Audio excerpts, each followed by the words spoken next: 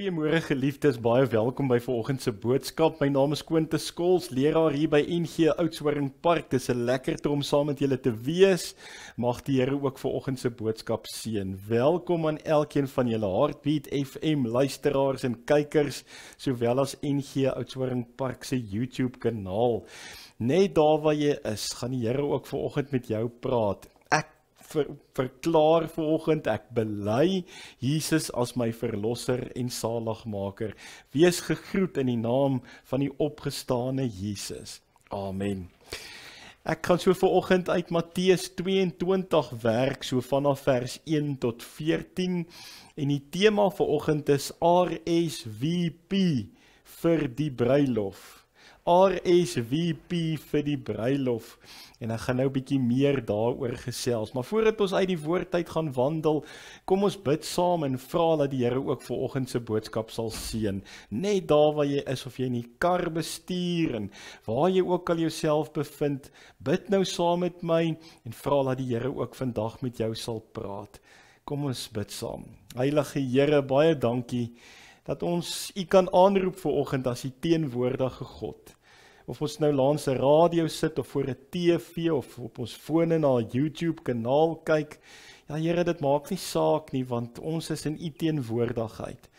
En dis die gebed van my hart, Here, dat U vanoggend aan die woord sal kom en dat U ook my sal gebruik as 'n stofmens om hierdie boodskap oor te dra. 'n Boodskap wat almal moet hoor. Dat ons moet hoor ons is uitgenooi en dat ons moet reageer daarop deur vrug te dra. Deur met ons lewens dit te wys. Spreek nou ook, Here, en mag U nou ook as Heilige Gees die prediker en die naprediker wees. Ek bid werklik vir wysheid uit die woord in Jesus naam. Amen. Kom ons lees saam, dit is Matteus 22 vers 1 tot 14.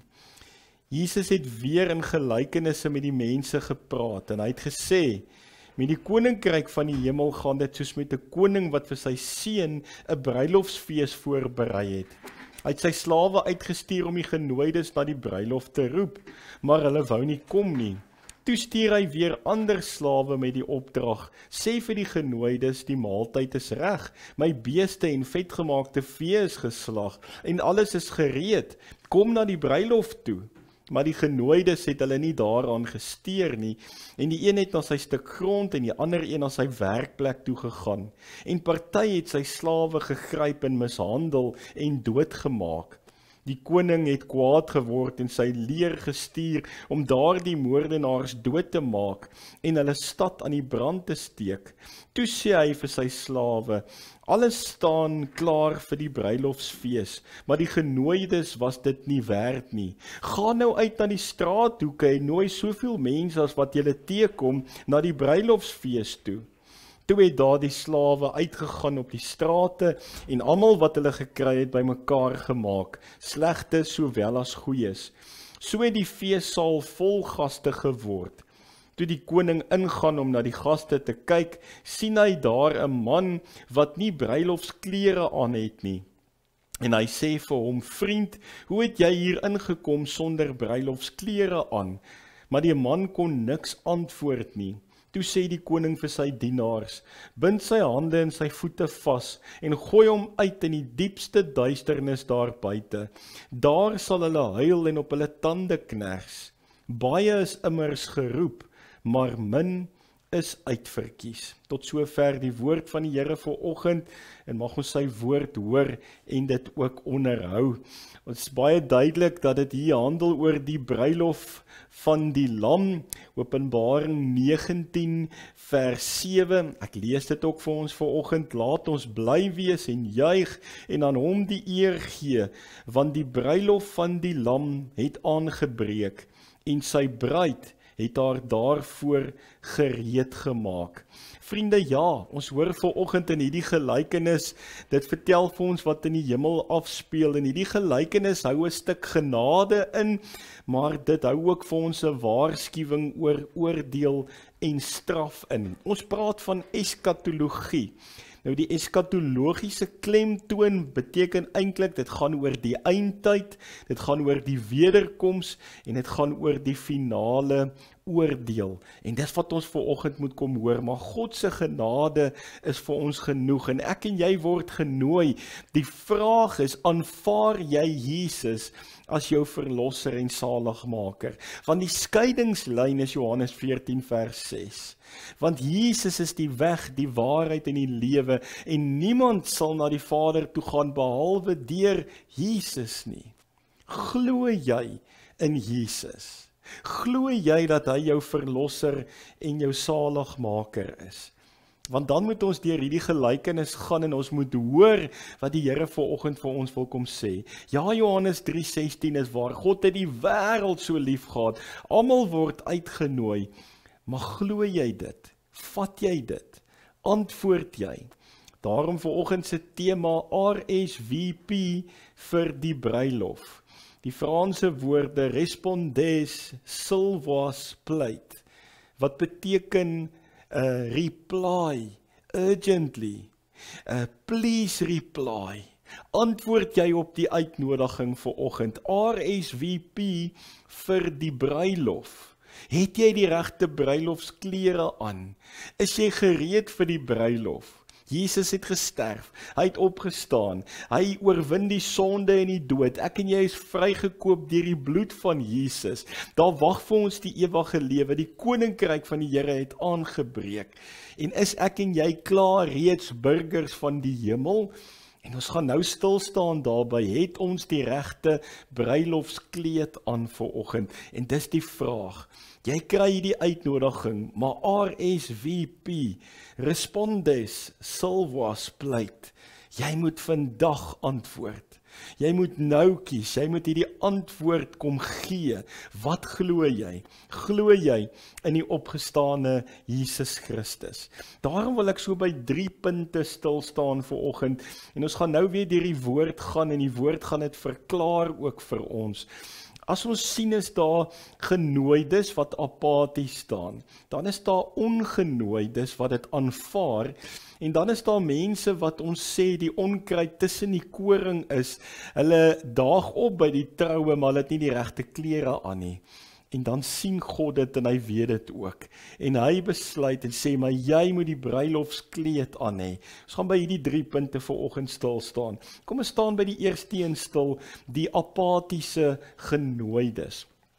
Nou, ons lees weer Matteus 22, so vanaf vers 1. Jesus het weer in gelykenisse gepraat, met ander woorde beeldryke verhale, daar's die paroimia, en dan is daar die parabole. Die beeldspraak is die paroimia in die Grieks, en dan die parabole is die gelykenisse. Hy praat in beeldryke verhale met die mense.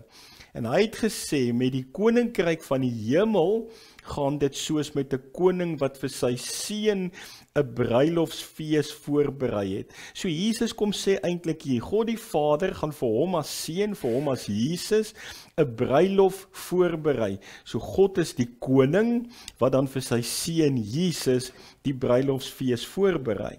Dan sê vers 3, hy het sy slawe uitgestuur om die genooides na die bruilof toe te roep. Maar hulle wou nie kom nie. Nou wie is hierdie slawe? In die eerste plek moet ons hoor, die slawe, die eerste slawe wat uitgestuur word, is die Ou Testament profete. Ons moet hoor, dis die arbeiders wat in God se wingerd kom werk, en hulle word uitgestuur en sê, gaan haal die mense. En spesifiek gefokus op die Jode, gaan haal hulle, en hy het hulle uitgestuur om hierdie genooides na die bruilof toe te roep, maar hulle wou nie kom nie. En dan sien ons die Nuwe Testament breek aan wanneer Jesus dan kom. Hy neem die gestalte van 'n slaaf in, doulos, hy word gebore as die slaaf wat gaan sterf vir almal, almal wat genooi is, aan 'n kruis hout. Maar daar's net seker is wat Jesus aanvaar.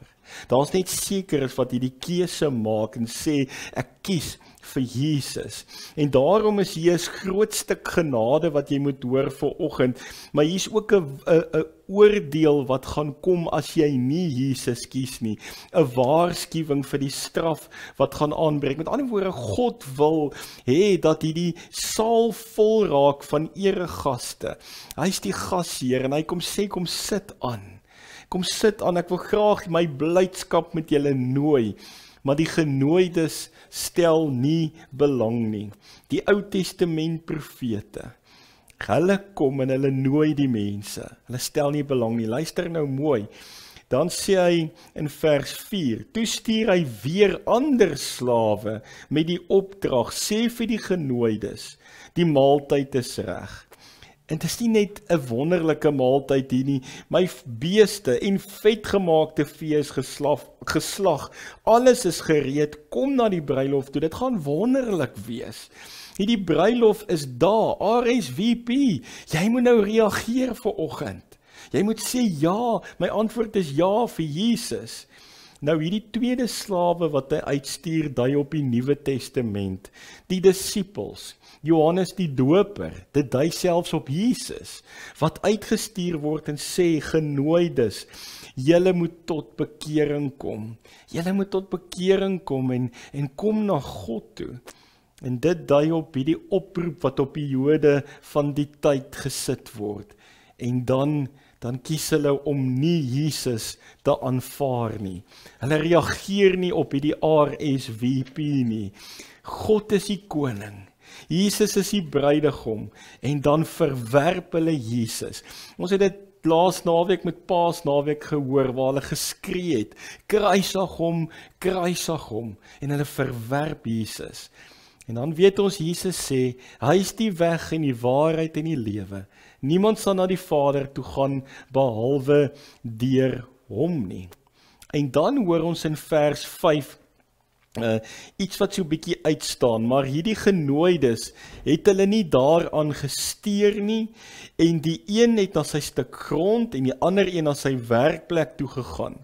En party het sy slawe gegryp en mishandel en doodgemaak. Nou kom ons luister gou, mense word genooi en sê, kom luister na die woord, hulle hoor die woord van God, en dan besluit hulle, nee wat, ek is apaties hier teenoor. Daar's nog genoeg tyd, dis wat baie mense dink. Daar's nog genoeg tyd, ek sal eendag aan die Here tyd spandeer, of dominee, ek is net te besig, ek het nie nou tyd vir hierdie dinge nie, of ek gaan terug na my werk toe, ek moet gaan geld maak, ek sal ergens tyd maak vir God, maar nou moet ek geld maak, en dis hoe ouens in hulle koppe redeneer in 2025. Vriende, luister mooi, die een het na sy grond toe gegaan, die ander na sy werkplek toe, hierdie goed is vir hulle belangriker, die aardse dinge.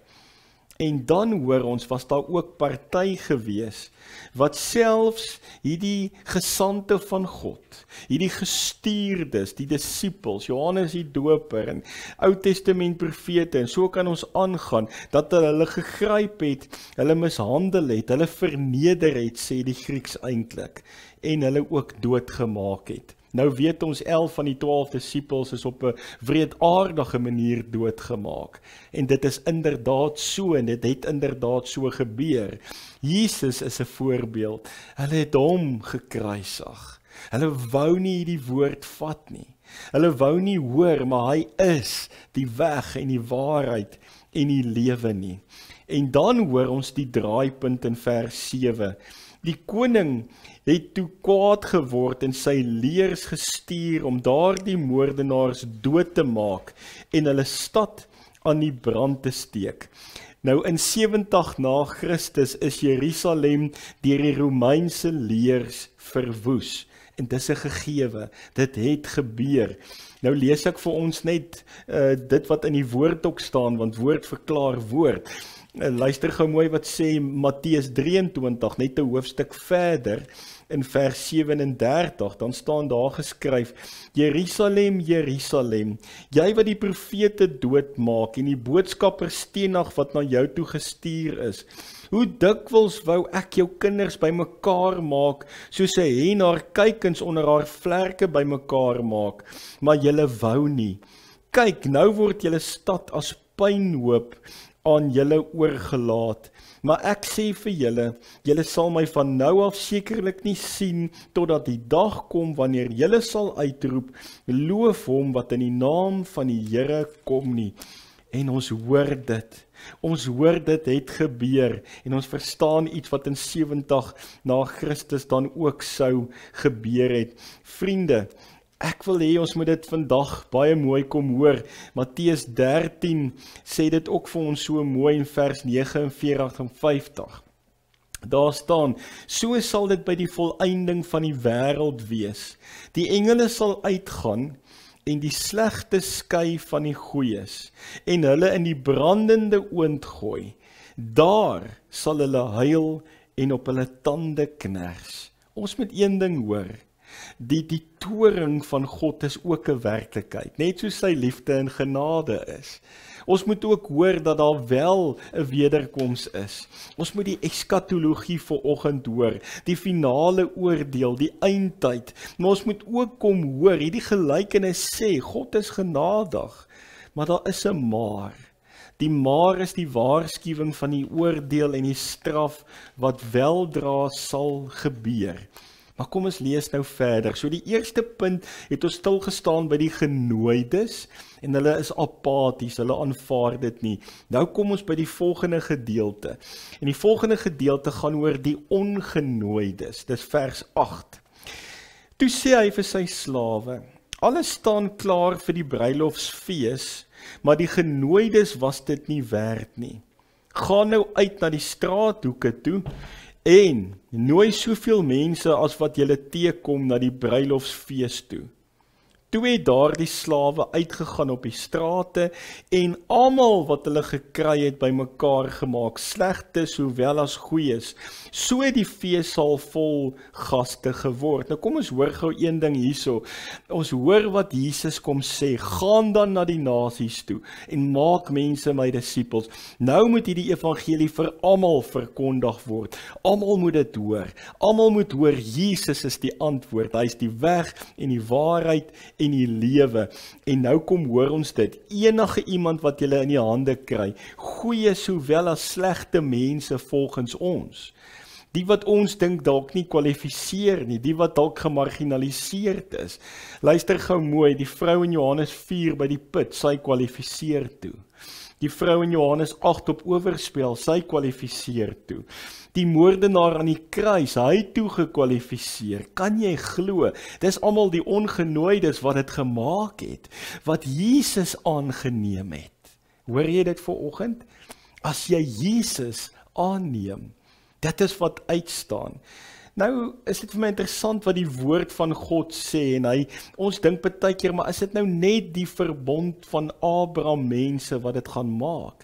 En nou kom hoor ons, maar hierdie verbond is eintlik vir almal. En ek wil vir ons tekste uit die woord gee wat dit bevestig.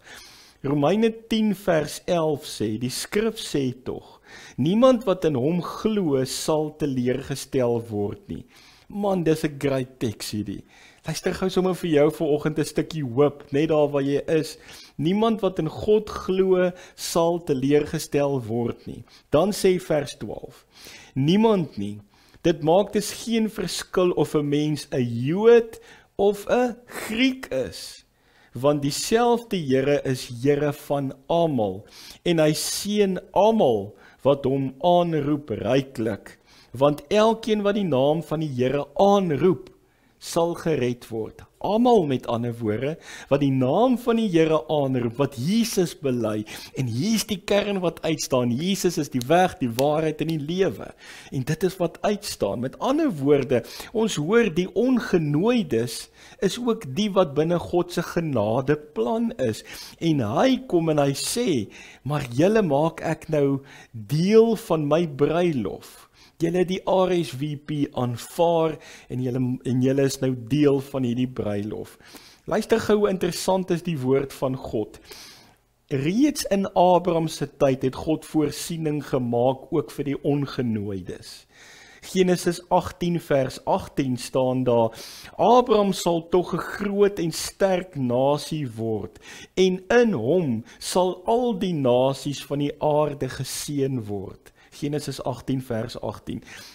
In hom sal al die nasies van die aarde geseën word.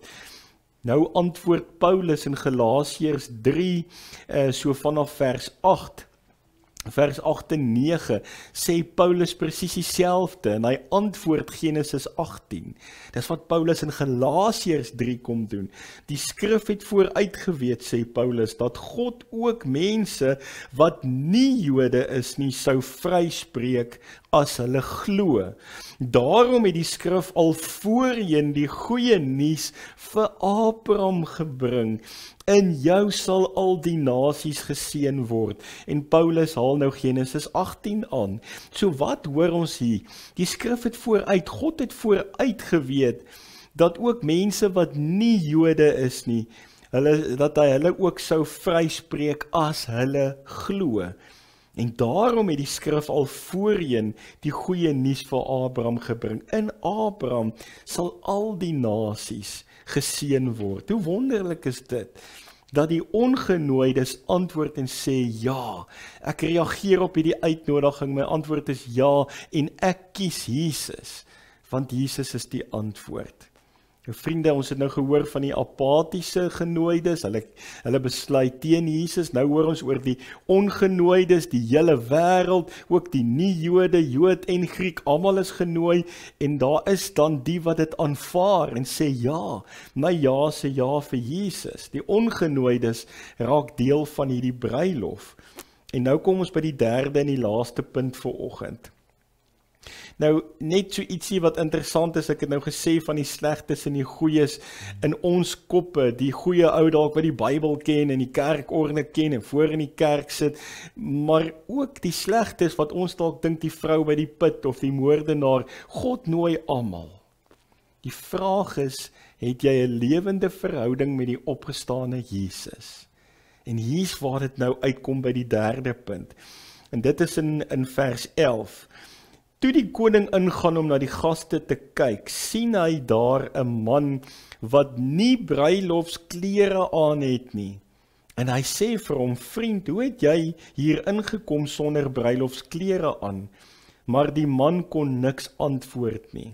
Luister mooi, dit gebeur, dat daar onkruid tussen die koring sit. En die onkruid sit saam met die koring selfs in die kerk. Ons kom onder die geklank van die woord, ons RSVP, ons sê, ja Here, ek sal kom, ek wil graag by hierdie bruilof wees, jy daag selfs by die bruilof op, maar hier is iets wat nou uitstaan in die derde en die laaste punt, jy moet vrugte dra wat pas by jou bekering. As jy sê ja vir Jesus, kan dit nie maar net bly by ja, ek ken Jesus en ek het ja gesê vir Jesus nie, die vraag is, ken Jesus jou? Hoe lyk die vrugte wat jy dra? Hoe reageer jy? Het jy empatie? Het jy simpatie? Het jy deernis? Het jy genade vir mense? Het jy vergifnis? Het jy liefde? Beleef mense jou dat jy vrug dra? Dat jy 'n kind van God is? Jy stap daar, jy sit daar, daar's 'n kind van die Here. Of is jy net een van daai wat die Bybel wonderlik ken? Jy ken ook die kerkorde wonderlik en 'n klomp dinge van institusie en tradisie, maar jy het geen verhouding met die opgestane Jesus nie. Want dis iemand wat dit gemaak het tot by die bruilof, maar dan sê God, nee, hier soek ek net mense wat ware bekering het, wat die bruilofskleed aan het, 'n wit, lang, vleklose bruilofskleed aan het, en weer eens kom dit terug na Jesus toe. Weer eens is Jesus die antwoord, want hy is die weg, die waarheid en die lewe. Staan jy in verhouding met Jesus en dra jy vrug? Nou vriende, al hoe dit kan gebeur is wanneer ek kom en my sonde bely, en wanneer ek sê, Here, ek slaan op my eie bors, ek is absoluut afhanklik van u genade en liefde. Here, help my, dat ek vandag dinge sal sê, dink en doen, wat vir u aanneemlik is. Laat ek sal vrug dra, en laat die vrug van die Gees uit my uit sal gaan, so die voorvereiste vir die bruilof is die bruilofskleed, wat beteken bekering. Dat beteken jy moet jou sonde bely en jy moet vrug begin dra. Matteus 3 vers 8 sê, dra liewer vrugte wat bewys dat jy bekeer is. Dat mense dit kan sien. Daar's die goeie koring, daar's die goeie saad. Hulle is besig om vrug te dra. Vriende, die oes is groot en die arbeiders is min. Ek en jy moet uitgaan na buite toe. Maar ons moet ook vrug dra. Vrugte wat pas by ons bekering. En dan sal jy toegelaat word by hierdie bruilof. Vers 13. Toe sê die koning vir sy dienaars, bind sy hande en sy voete vas en gooi hom uit in die diepste duisternis daar buite, waar jy godloos gaan wees. Daar sal jy huil en op jou tande kners. Daar sal hulle huil en op hulle tande kners. Iets wys vir ons van die ewige vuurpoel waar ons gaan brand. As ons ook nie deel is van God se bruilof nie, daar's twee kante. Het jy die bruilofskleed aan? Dis nie vanoggend 'n vreespreek nie. Dis nie 'n draai of braai preek nie. Vriende, dis glad nie waarop dit neerkom nie, maar het jy 'n verhouding met God? Dra jy vrugte? En ons moet self ondersoek doen. Ons moet introspeksie doen en sê, waarmee is ek in my lewe besig? Het ek vrugte wat pas by my bekering? Want dan kom vers 14 en sê, baie is immers geroep, maar min is uitverkies. Almal word genooi. Die vraag is net, het ek en jy die regte klere aan? Hoe lyk ons vrugte wat ons dra? By watter boom skaar jy jou? Is jy by die regte plek? Met wat is jy besig? En vriende, daarom is vanoggend se gelykenis, die RSVP vir die bruilof so belangrik, dat ek en jy na ons lewens gaan kyk, ons prioriteite, wat het vir ons belangrik geword, wat het vir ons dringend geword, waar staan ek in my lewe, in my verhouding met God, en is ek besig om vrug te dra? Ek kan dalk dit gemaak het tot op 'n sekere punt, maar nou dra ek nie vrug nie. Ek het dalk eers gesê, nee, maar ek aanvaar Jesus, maar ek dra geen vrug nie, ek het koud en lou geword. Dis regtig my gebed vir oggend, dat ons hierdie gelykenis sal hoor. Die uitnodiging is daar. RSVP asseblief. Ek en jy moet dadelik antwoord en sê ja vir Jesus. En as ek tot bekering kom en my sonde bely, dan moet ek begin vrug dra. Mag ons vrugte dra, laat die wêreld sal sien. Ons is kinders van God, ons is die koring. Vriende, die oproep is verder. Die arbeiders is min en die oes is groot. Kom ons gaan uit en gaan verkondig die evangelie van hoop. Jesus is die enigste weg en waarheid en lewe. Amen. Here, baie dankie dat ons vanoggend net in 'n absolute afhanklikheid voor U kan kniel. Dit is so my gebed, Here, dat U hierdie gelykenis vandag sal vat, dat dit oopbreek vir ons almal, en laat ons introspeksie sal doen en hoor of ons die bruilofskleed aan het, dit wat U wil hê ons moet doen, ons roeping. En Here, dat ons nou sal uitgaan in hierdie wêreld in en laat ons die evangelie sal verkondig, want ons word die arbeiders in die wingerd. En ons moet uitgaan en U woord gaan verkondig en mense gaan nooi. Maar Here, dan moet ons ook vrugte dra wat by ons bekering pas. Dankie Here, dat ons weet ons sal dit nie op ons eie kan regkry nie, maar Heilige Gees, U rus ons toe, U maak ons bekwaam en U stuur ons ook nou uit vanoggend.